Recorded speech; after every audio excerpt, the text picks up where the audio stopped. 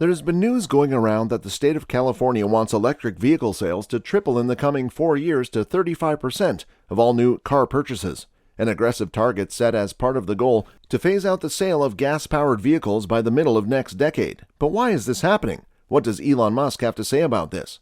Give the video a thumbs up and stay tuned to find out. All the recent weeks since Tesla CEO Elon Musk began his gambit to acquire Twitter, he's grown comfortable voicing partisan political views, usually on the social media platform he covets, including insults aimed at California, President Joe Biden, and the libs. Musk now plans to vote Republican, he says, joining a party that derided him in the past as a crony capitalist who took advantage from Democratic policies, but he now sees him as an ally. During a video conference at Musk's Week's All-In Summit, Elon Musk stated that California used to be the land of opportunity and it is a beautiful state. After this, he listed factors he says would make it impossible now to build a plant in the Golden State, just like Tesla's massive new Austin-based Giga Texas factory. The Tesla CEO and billionaire said that California has gone from a land of opportunity to the land of taxes, overregulation, and litigation. He further stated that this is not a good situation and really there's got to be a serious cleaning out of the pipes in California. It was reported that the California Air Resources Board's proposal would slowly raise the sale of new vehicles, which are electric, hydrogen-powered, or plug-in hybrids, to 100% by the year 2035. Also, about 11% of all new passenger car sales nationally happen in California, giving the significant state influence over the auto market. At the same time, Californians would still be allowed to drive gas-powered cars and sell used ones, meaning global warming emissions will still spew from the state's roadways. Also, the hoped-for boost in electric vehicle sales will also require a significant increase in charging stations, and California has set a goal of 250,000 charging stations by the year 2025, and there are fewer than 80,000 stations in public places or in parking lots at office buildings, apartment buildings, and other shared spaces. Last year, the California Energy Commission approved spending $314 million for passenger car charging stations, as well as Newsom added more in his proposed state budget. Furthermore, the release kicks off a months-long state review process, and the plan requires approval from the United States Environmental Protection Agency, and the state is unlikely to face resistance from a Democratic White House. It has also been reported that the Biden administration recently restored California's power to set its own car emission standards under the Clean Air Act, as well as that the president has committed $5 billion to build more charging stations around the country. And a group representing the auto industry said meeting the requirements will be extremely challenging. And according to the Air Board, the passenger vehicles contribute about a quarter of the state's total greenhouse gas emissions, more than any other single source. It is said that the program is part of California's efforts to reduce carbon emissions drastically. Between the years 2026 and 2040, the state experts estimate the program would lower emissions by nearly 384 million metric tons of carbon dioxide equivalent. That is little less than all emissions across California's economy in a single year. Elsewhere, Washington Gov. Jay Inslee even signed a law last month to require all new cars in the state to be electric by 2030. But regulators have until the end of the year 2023 to say how the state will get there. Moreover, California's rules would require 35% of new car sales for the model year 2026 to be zero-emission vehicles, including battery or hydrogen-powered or plug-in electric hybrids.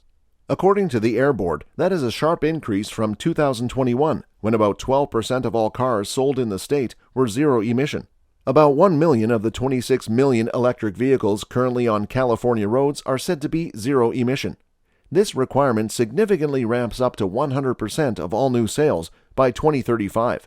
Up to 20% of sales by the year 2035 could be plug-in hybrids that run on a combination of battery and gas power, even though the regulations boost how far such cars must be able to travel on battery power alone.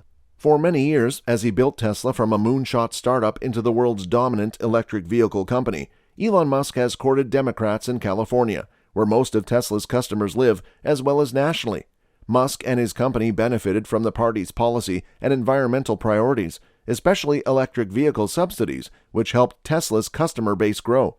But in recent months, both before and since he began his pursuit of Twitter, Musk appeared to veer to the right, for example, crossing swords with Democratic Senators Bernie Sanders as well as Elizabeth Warren over their proposal to potentially raise taxes on billionaires and lobbying insults at President Joe Biden for failing to include him at White House electric vehicles events. Car makers, including Toyota as well as Ford, deferred to the Alliance for Automotive Innovation for a statement on the proposal. The group stated that the industry is committed to electrification and a net zero carbon transportation future. However, they raised questions about the drastic ramp-up in the required zero-emission car sales. The group stated that automakers will certainly work to meet whatever standards are eventually adopted, but these draft requirements will be extremely challenging even in California and may not be achievable in all the states that currently follow California's program. It has been noted that around 9 states follow California's current zero-emission vehicle rules, which set rules through the model year 2025, as well as 5 states plan to join in future years. And if the federal government approves California's new plan, the other states would have to decide whether to follow suit. New York also target to phase out gas-powered cars by the year 2035. The regulations even require electric cars to get at least 150 miles or around 241 kilometers per charge, up from 80 kilometers or around 50 miles, though most manufacturers exceed that. They establish an 8-year or 100,000-mile or around 161,000-kilometer battery warranty. All notorious 17 automakers that sell in California would be required to hit the 35% sales mark. However, there is wiggle room. California's existing electric car standards let companies save credits if they sell a higher percentage of electric cars than required, as well as those credits can be used later to meet sales goals. It is said that the companies can also make deals with each other to count each other's sales as their own. State officials said that electric vehicle maker Tesla has made such deals with many automakers in the past. Moreover, some environmental groups said the state should set an even more aggressive timeline, arguing heavily polluted communities can't wait and make it easier for low-income people to purchase electric vehicles. There is no excuse for California to take the slow road to an all-electric future when we're being gouged at the gas pump and facing epic drought and wildfires, said Scott Hochberg, a transportation attorney for the Center of Biological Diversity's Climate Law Institute. However, it was the Obama-Biden administration that, just like California, helped get Tesla off the ground. The Energy Department awarded Tesla a low-interest loan for $465 million in the year 2010, which allowed the company to set up its Fremont plant to begin production by the year 2012. Even though it proved a good investment by the U.S., Tesla repaid the loan with interest many years ahead of schedule in 2013. The support from a Democratic administration was derided as crony capitalism by the 2012 Republican presidential nominee Mitt Romney.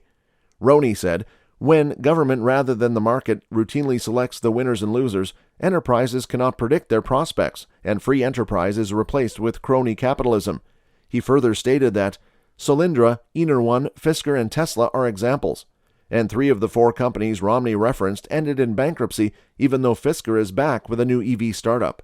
Still, Tesla has managed to become the world's most valuable automaker and top EV seller in the U.S. Well, guys, that's all for today. What are your thoughts on this? And what do you think will happen? Let us know in the comments down below. If you like this video, make sure to hit the like button and subscribe for us to provide you with more must-know developments in finance and technology. And with that said, we will see you guys in another video.